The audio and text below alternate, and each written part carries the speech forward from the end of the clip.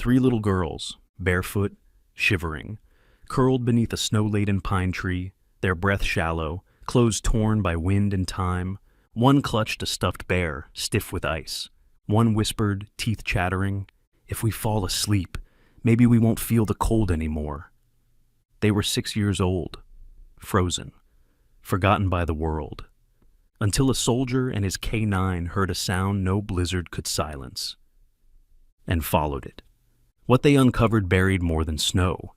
It buried the soldier's heart in something he never expected: truth. Duluth, Minnesota, late winter, the kind of cold that stripped the breath from your lungs before you had time to exhale.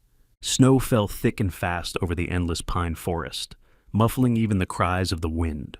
The world outside was white, wind-scoured and unforgiving. It was the kind of cold that turned silence into something permanent. Jack Mercer trudged down the forest trail, his boots sinking into the soft powder. His breath misted in front of him, curling into nothing. He didn't care where the trail ended tonight. He rarely did. His parka, a faded military green, flapped softly as he moved, the frayed collar pulled high against his jaw. He didn't feel the cold the way others might. Not anymore. Jack was 45, though his weary face made him look older. He had the solid build of a man once chiseled by training, but softened by grief. His eyes, deep-set and gray, seemed always to be scanning for something long gone.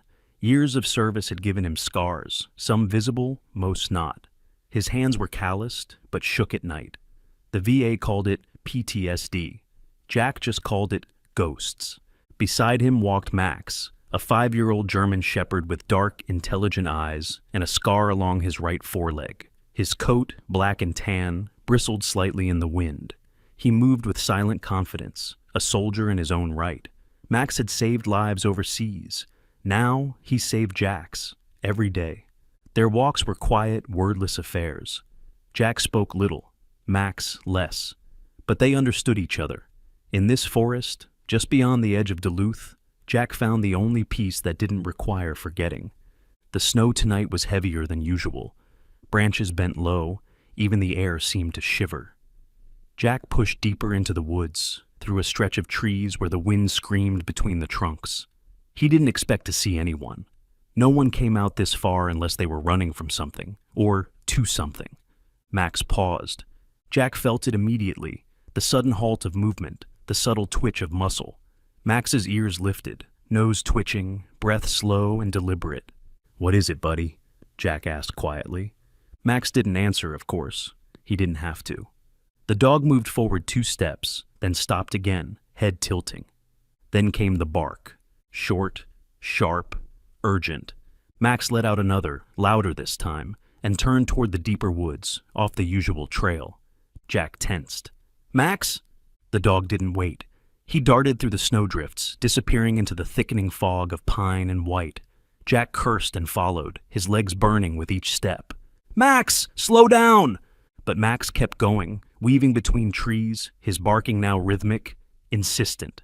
Then Jack heard it. Faint. So faint he almost thought it was the wind playing tricks. A cry. Not animal, not wind. A whimper, high-pitched, weak.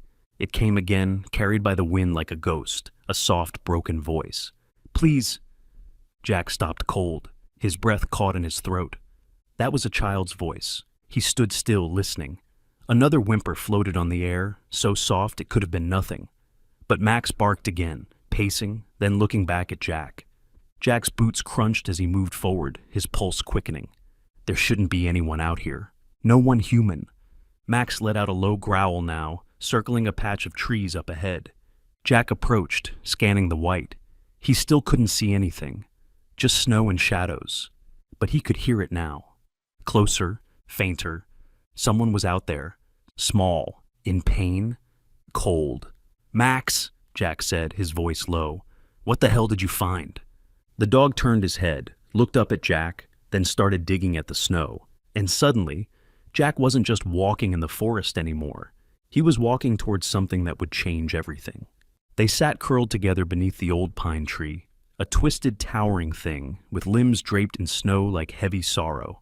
The storm had carved the world down to wind, ice, and breath. Everything else, sound, color, safety, had been erased. Grace was in the middle, arms wrapped around her sisters like brittle shields. Her sweater was torn at the cuffs, her knees raw from crawling. Snow clung to her hair, half frozen in long strands the color of chestnut bark. Her small face was blank, more from exhaustion than fear. Hope, the youngest by minutes, trembled beside her, clutching a matted teddy bear to her chest. The bear had once been white, but was now gray, damp, and stiff with frost. Her lips moved soundlessly, mouthing prayers or songs that no one could hear. Her blonde curls had been flattened by snow, and her cheeks were chapped red, skin cracked where tears had frozen.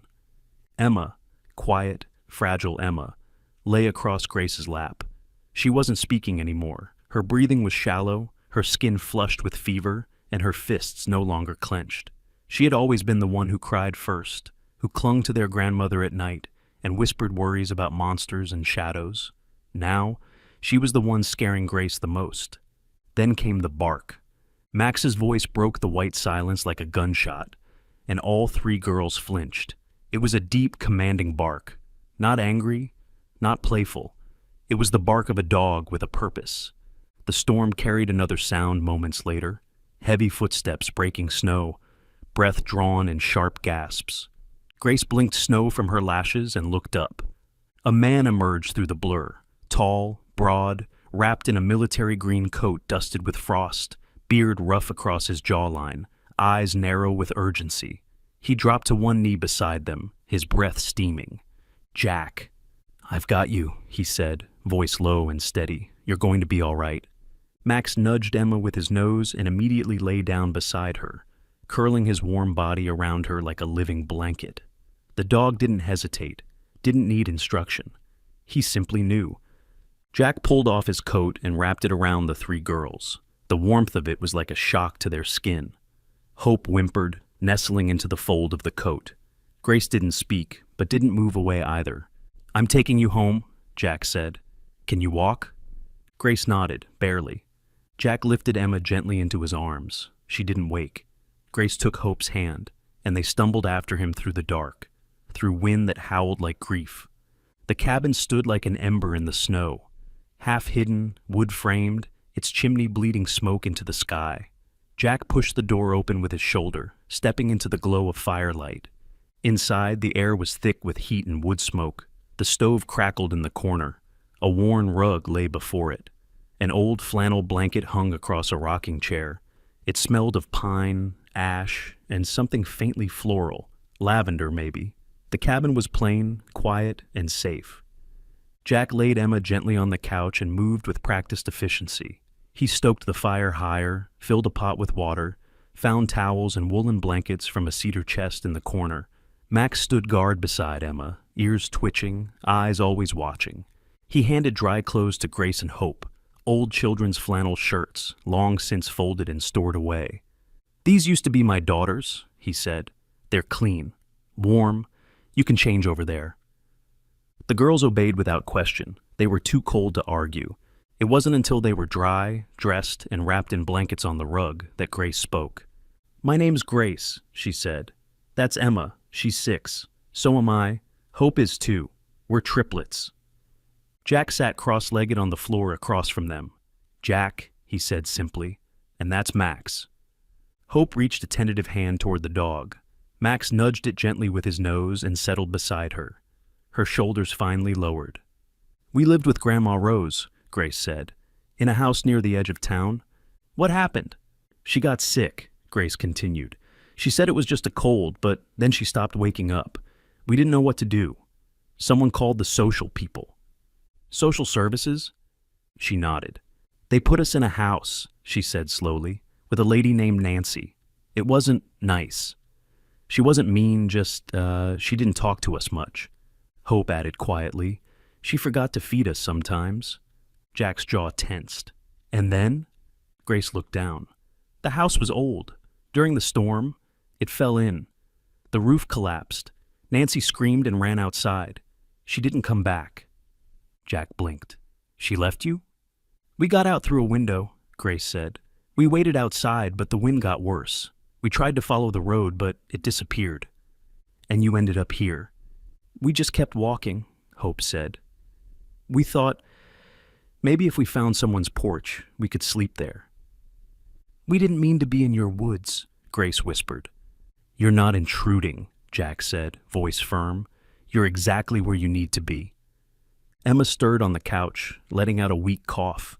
Grace scrambled over and sat beside her, brushing damp hair from her forehead. She's burning. I've given her something for the fever, Jack said. Let her rest. Grace looked back at him. Why are you helping us? Jack didn't answer right away. He looked at the fire. Because I know what it's like to lose people, he said quietly, and no child should be alone in this cold. The girls didn't respond, but their posture shifted, just a little. Shoulders loosened, eyes softened. For the first time in years, Jack felt the presence of something warm in the room that had nothing to do with fire. It wasn't comfort, not yet, but it was the first breath of it. Max curled beside the couch, resting his head against Emma's side. Her breathing steadied. Grace leaned into her sister. Hope leaned into Max. And Jack, sitting by the fire with 3 broken souls in his cabin, realized he hadn't thought about dying once tonight. Night lingered long in the woods of northern Minnesota. Inside the cabin, the fire snapped softly in the stove, its glow dancing across wooden beams and the weathered rug below. The blizzard outside had weakened to a dull whisper, like a fading memory refusing to let go. Jack Mercer sat near the fire, one knee raised, a worn flannel blanket draped over his shoulders. His gray eyes were fixed on the sleeping girls. Grace and Hope curled up together on the rug, and Emma still resting on the couch, her breath shallow but steady, Max's head resting gently on her side. The dog had not moved all night except to reposition himself closer. Jack had not slept either. His mind, restless as ever, paced between the past and present. The girl's story haunted him. The mother long gone, the grandmother gone just days ago, the collapse of a home during a storm, and the terrifying decision to run toward nothing, hoping for something. It was a kind of pain he recognized. He had lived it in another form. Just before dawn, Grace stirred. She sat up slowly, blinking against the firelight. Her hair was tousled and tangled, her face pale but calm. Jack poured warm water into a tin cup and handed it to her. She took it with both hands and drank silently. "Did you sleep at all?" she asked. Jack shook his head. "Didn't want to?" She tilted her head. "Because of Emma?" Jack hesitated. "That, and because I haven't sat near someone sleeping peacefully in a long time." There was a silence that passed between them. Comfortable. Honest. Grace looked toward Emma. She always got sick first. Grandma said she was born the tiniest. "She's tough," Jack said. "She's still here." Grace's voice wavered. "I didn't know what to do. When the house fell in, I just grabbed them and ran. I thought someone would come looking, but they didn't." "They will," Jack said, "but I'm glad Max found you first." She gave a small smile. "He's a really good dog. He's more than that. He's—" Jack paused, then decided to let the words come. "He's saved me, too. More times than I can count." Grace looked up at him. "Were you alone?" Jack nodded. "For a while now." She didn't ask why, but her eyes asked. Jack's voice dropped. "My wife, Sarah, she passed away 3 years ago. Car accident. Same night my daughter Lily was supposed to move into college." Grace blinked. "You had a daughter?" Jack smiled sadly. "Yeah, she would have been 21 this year. She liked sunflowers, drew them everywhere, even carved one into the porch railing." "Sunflowers?" Grace whispered. "That's Emma's favorite flower." Jack stared at the fire. "Lily had this old sketch pad. She never went anywhere without it. Sometimes she'd sit outside on the steps, just drawing trees, people, whatever she saw. She was quiet, but her drawings were loud. I like to draw too," Grace said softly, "but we didn't have paper anymore." "We'll find some," Jack replied. "The world needs more pictures." From the couch, Emma stirred and coughed lightly. Jack stood and walked over, laying a hand on her forehead. Warm, but less frightening than before. She opened her eyes, bleary but present. "Hi," he said gently. Emma blinked up at him, then looked past him to Max. "Doggy!" Jack smiled. "That's Max. He didn't move all night." Emma's voice was a scratchy whisper. "He's warm." "You can rest, okay? Jack said, brushing her damp hair aside. "You're safe now." Hope crawled over from the rug and pressed her tiny hand to Emma's. "I didn't think we'd find anybody," she whispered. "But you did," Jack said. "You found Max, and Max brought you home." The morning crept in slowly, the sky outside softening to pale gray. Jack brewed weak tea and heated oatmeal. The girls ate slowly, their bodies still fighting off the cold, but their eyes were brighter. Hope now followed Max everywhere, trailing behind him like a shadow. The dog tolerated her with the silent dignity only a trained soldier could offer. Grace began calling Jack Uncle Jack before lunchtime. She slipped it into conversation casually, without announcement. Hope followed suit without hesitation.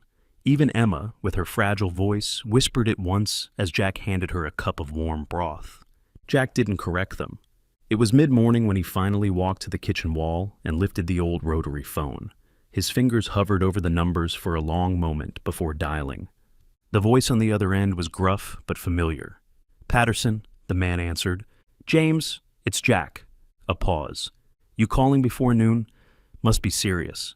I've got 3 girls here. One had a fever, better now, but I'd feel better if you took a look." Another pause. "I can be there in an hour." Jack hung up, then returned to the living room. The girls were on the rug, Grace helping Emma sip broth, while Hope brushed Max's fur with her fingers. "You have a visitor coming soon," Jack said gently. Grace stiffened. "Who?" "An old army friend. Dr. Patterson. He's a doctor. I just want him to make sure Emma's okay." Grace stared at him a moment, then nodded. "Only if he's nice." Jack chuckled. "He's not. But he's good." Emma reached out for Max again. He leaned into her, tail wagging once, then settling down. Grace leaned against Jack's side as he sat beside her. "Uncle Jack?" "Yeah." "Do we have to go back?" He didn't answer right away. He looked out the window. The snow had stopped falling, and sunlight had begun to break through the clouds. "We'll talk about that," he said at last. "But right now, you're here, and you're safe." And for the first time in 3 years, Jack believed the words himself. Snow crunched beneath Jack's boots as he guided the girls and Max through the narrow forest path. The storm had passed, leaving behind a heavy silence broken only by the creaking of trees. Above them, the sky was a pale blue, soft sunlight glinting off branches caked in frost. Jack held Hope's hand, while Grace and Emma walked closely behind him, bundled in patched coats and scarves he'd found in an old trunk that morning. They were heading to the place the girls had called home, a weathered cabin nestled deeper in the woods, where they had once lived with their grandmother, Rose Sullivan. Jack had hesitated when Grace had asked to return, but something in her voice, a fragile thread of both fear and longing, made him say yes. He wanted them to reclaim something, even if it was just memory. The path grew steeper. Max led the way, his black and brown fur blending with the snow-dappled ground, ears flicking at every creak and flutter in the trees. He moved with purpose, as if the forest spoke to him in a language only he understood. When they reached the cabin, it stood crooked under the weight of the storm's aftermath. One side had collapsed, the roof sagging. A shutter clung desperately to the last nail holding it in place. Snow had drifted into the corners, covering the porch like a shroud. Grace stepped forward slowly. "That was my bedroom," she whispered, pointing to the side where the window now lay shattered. Hope stood frozen. "It's smaller now." Emma didn't say anything. She walked to the porch and crouched down, picking up a broken mug half buried in snow. It had a sunflower on it. Jack bent to examine the door. It groaned as it opened, revealing the inside, a chaos of broken furniture, snow-covered floorboards, and the unmistakable mustiness of something abandoned too long. But there was still a warmth here, hidden beneath the decay. "Let's look for anything worth saving," Jack said, trying to sound lighter than he felt. The girls moved cautiously, each going to familiar corners, lifting covers, peering into cabinets. Jack picked through fallen beams and splintered wood. In a dusty drawer, he found a faded quilt, hand-stitched, with tiny sunflowers embroidered along the edges. He folded it carefully and handed it to Grace. "I remember this," she murmured. "Grandma used to cover us with it when the fire went out." Hope came back from the kitchen with a chipped bowl full of buttons. "I think Grandma kept everything," she said, her voice almost a giggle. While the girls explored, Max had wandered off the porch and stood still near an ancient pine tree that loomed just behind the house. His ears were alert, his nose low to the ground. Suddenly he began to dig, paws sharp, rhythmic, determined. Jack noticed. "Max!" The dog ignored him, tail stiff. Snow and earth flew from under his paws until he hit something solid. A dull thunk echoed beneath the roots. Jack rushed over and crouched beside him. Together they pulled free a small wooden box, weathered and bound with a tarnished brass latch. Jack brushed snow from the lid. The box was carved with the image of a sunflower. He opened it. Inside lay old letters, a folded photograph, and 3 birth certificates. One for Grace, one for Hope, one for Emma. Underneath was a sealed envelope, yellowed with age. Jack opened it carefully. The handwriting was elegant, yet strong. If these girls are ever found, and loved, truly loved, then I ask you, whoever you are, to know this. They are the last thread of a family torn apart by pride. Their mother, my daughter, never stopped loving them, even when the world did. And if you are reading this, maybe, just maybe, something good still lives in this world. Rose Sullivan. Jack read the name again. Rose Sullivan. And the breath caught in his throat. He hadn't heard that name in decades. He sat down slowly on the snow, box still in his hands. A younger version of her stared up at him from the photograph inside. Hair in a tight bun, uniform crisp. A medic patch on her shoulder. He remembered that day. It was Iraq. His squad had been ambushed. He'd been bleeding out behind a half-scorched truck, shrapnel in his side, the world spinning. And she, Rose, had found him, pulled him back, held pressure on the wound, whispered jokes into the smoke. She'd saved his life. Jack swallowed hard.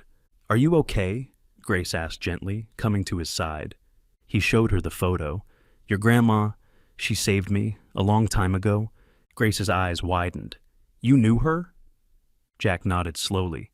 "I didn't even know she lived here. I didn't know—" He trailed off. There was too much. Too many pieces suddenly fitting together. Emma peered into the box. "She left it for us?" "She did," Jack said. "She wanted someone to find it. And someone to love you." Hope hugged Max tightly. "He found it?" Jack nodded. "He always does." They sat beneath the pine tree for a long while, the box between them. For once, the silence didn't feel heavy. It felt sacred. Later they gathered what they could. A few books, a cracked photograph frame, a jar of buttons, the quilt, and walked back to Jack's cabin.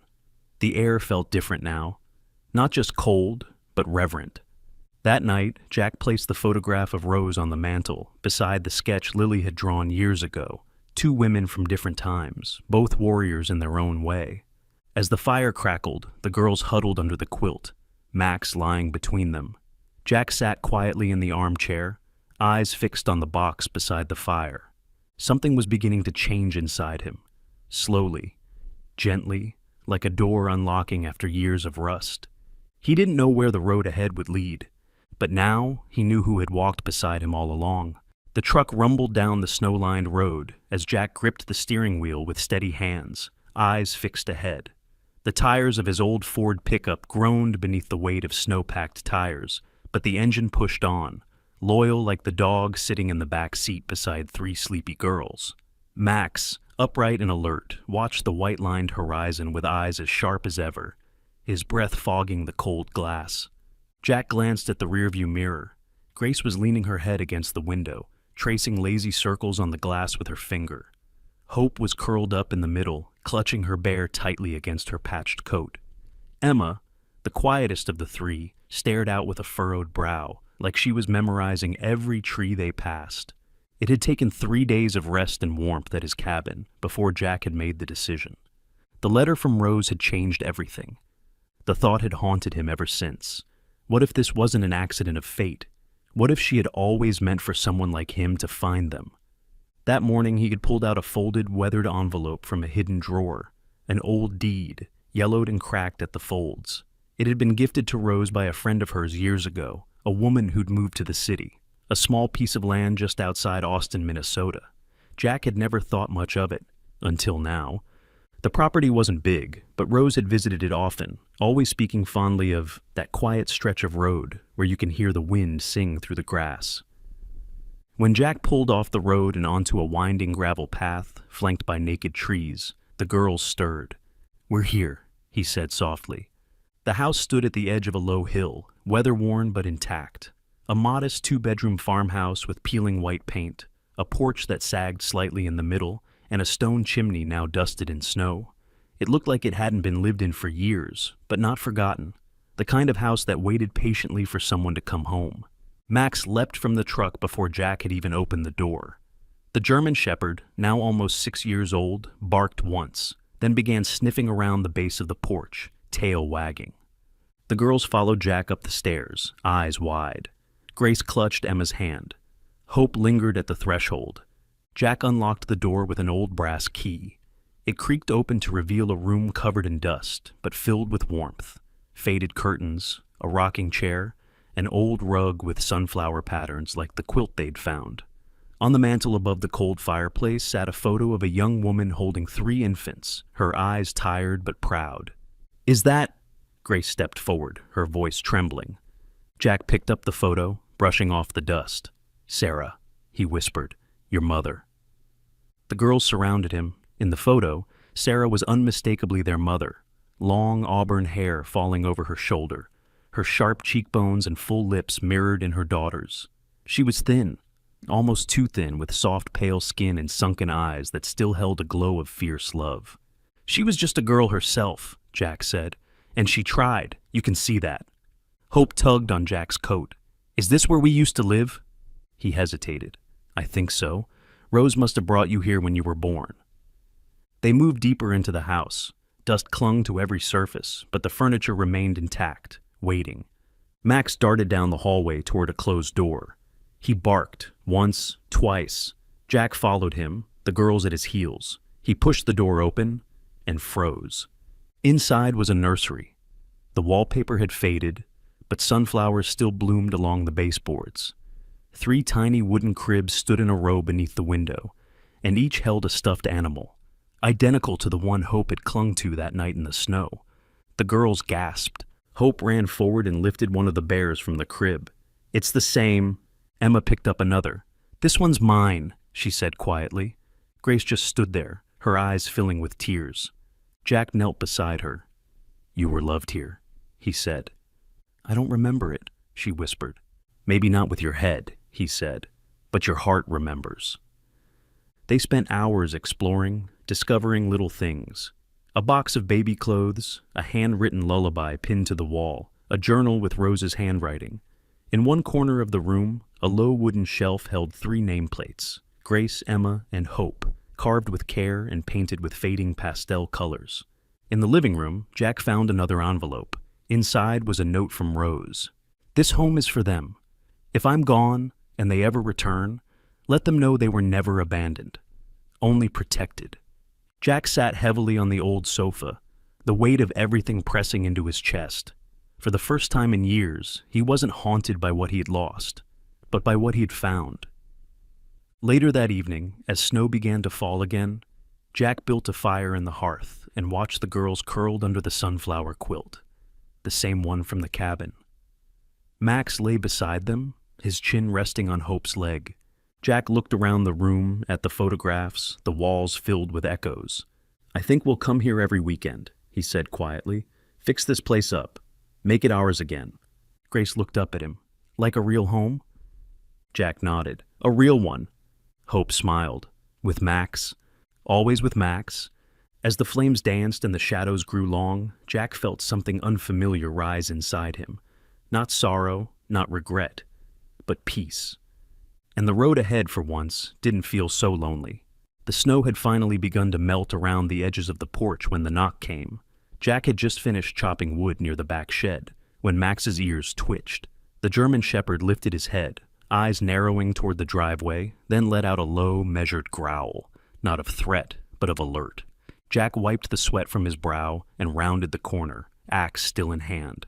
A black sedan, sleek and out of place against the rugged landscape, sat just beyond the wooden fence. A man stepped out, dressed in a dark wool overcoat, black gloves, and polished boots that crunched against the thawing gravel.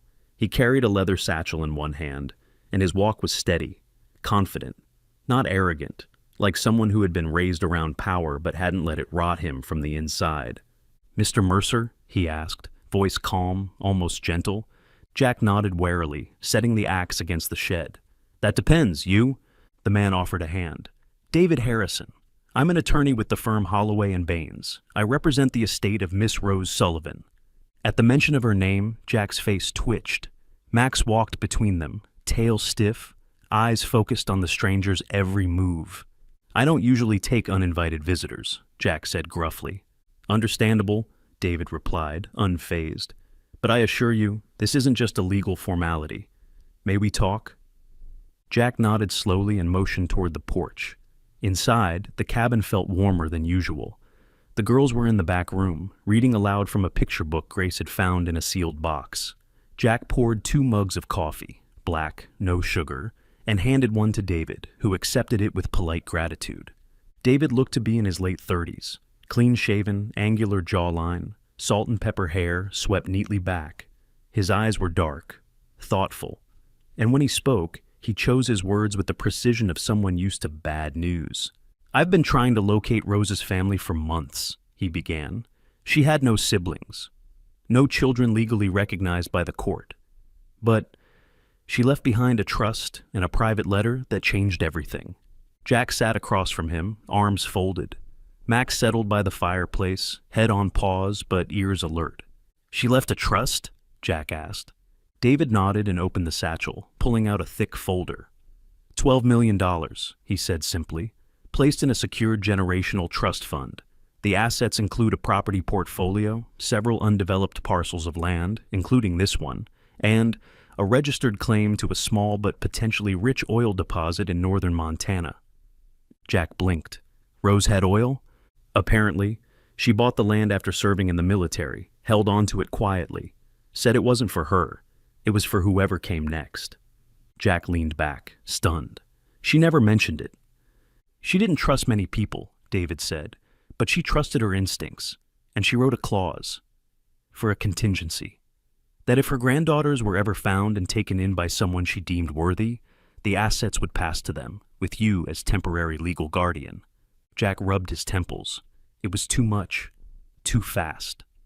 "There's one more thing," David added, reaching into the folder again.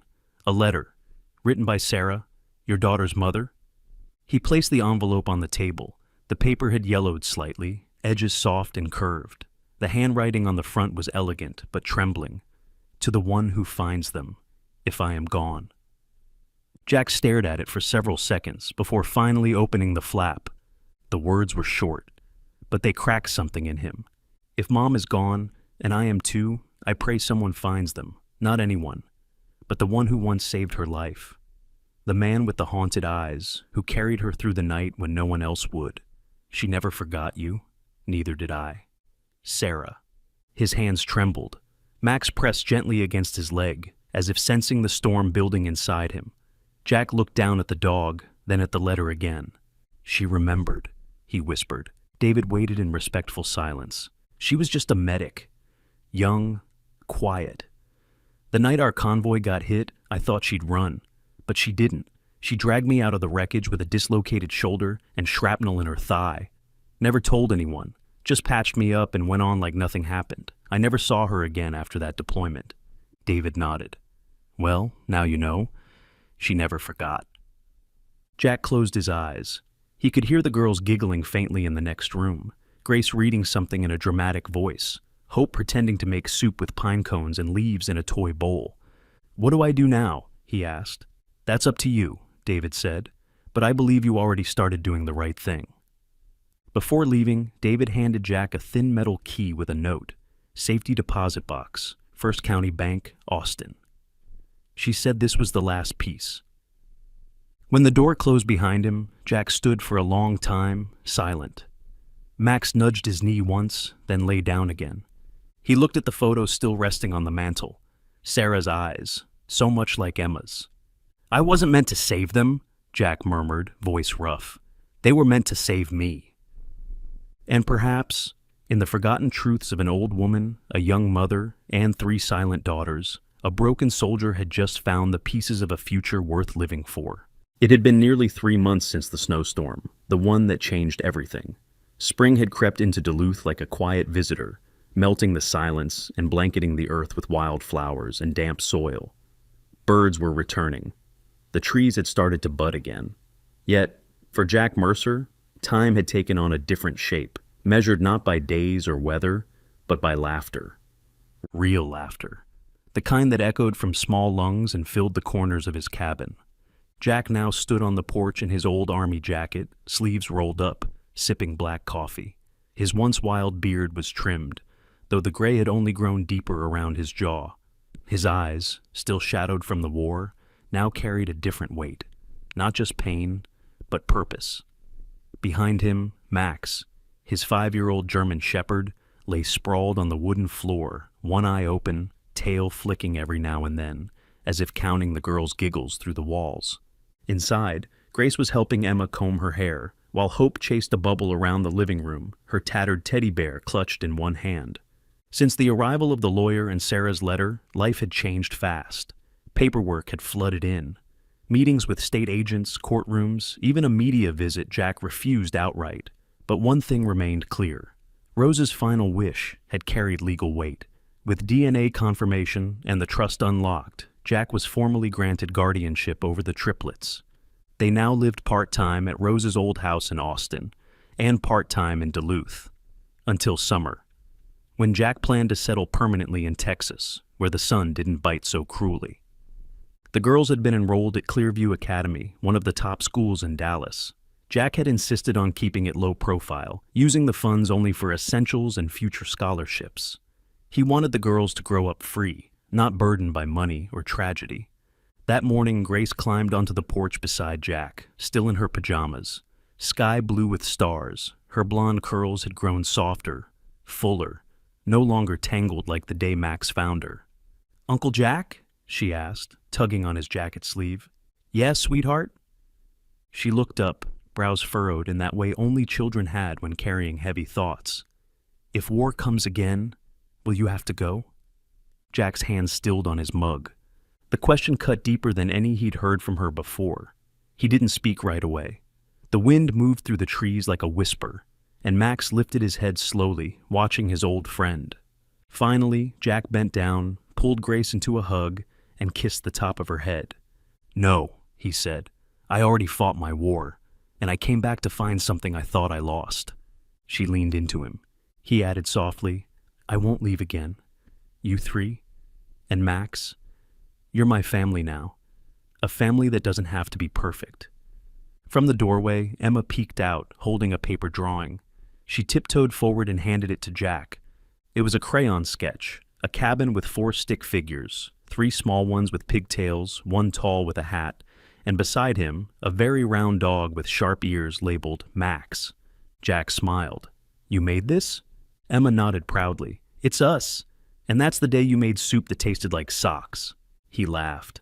"Thanks for preserving that memory." Later that day, Jack visited the town clerk's office with a folder labeled Lily Mercer Foundation.